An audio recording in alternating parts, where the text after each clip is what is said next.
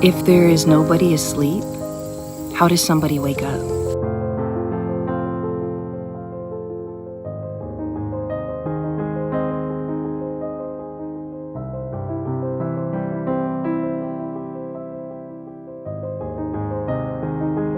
There is no separate doer. That's the apparent dream. And really, there is no dreamer. Hence why nobody can wake up. So what we are talking about here today with the word non-duality is simply this mystery that's arising as everything.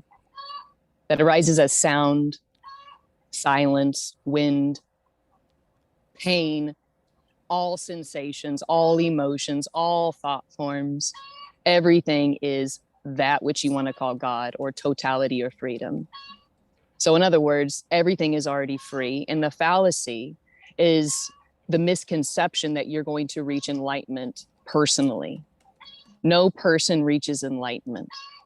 There isn't a separate self. There isn't a separate doer. There isn't a separate chooser. There isn't a separate me or a thing called an ego. There is only totality appearing as you. Totality appearing as me. It's a play of light. So no one ever gets rid of separation because separation actually doesn't exist. It's an optical illusion. Again, it's a play of light. And oneness wants to appear as this. That's why it's appearing. That's why I'll say sometimes life only wants to be you. You and all your quirks, personalities, whatever is arising is it. The dream is I shouldn't feel this way. I shouldn't walk like this if I was enlightened. I shouldn't talk like this if I was enlightened. I shouldn't sweat if I was enlightened. There's all of these myths and beliefs around what enlightenment is, and it usually has a really big pedestal, right? A shiny, statuesque person that never fucks up. Yeah.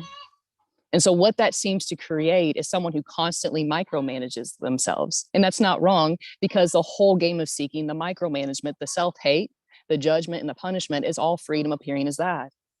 For no reason. It's all play, it's all drag.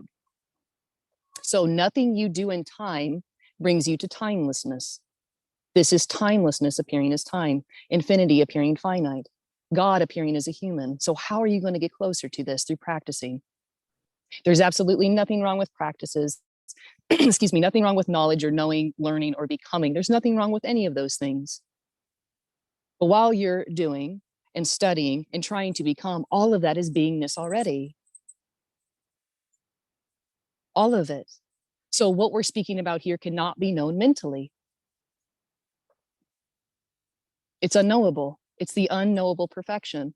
I like to say there can be an intuitive recognition or an intuitive knowing, a spidey sense about this, because I don't know more than you.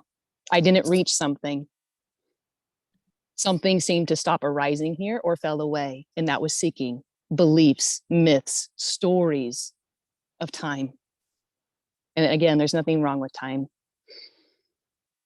but it is an illusion. So there's no way to get closer to this or further away. That is the great news. And no emotion says anything about you, nor does a thought. So pain doesn't mean anything, neither does sadness.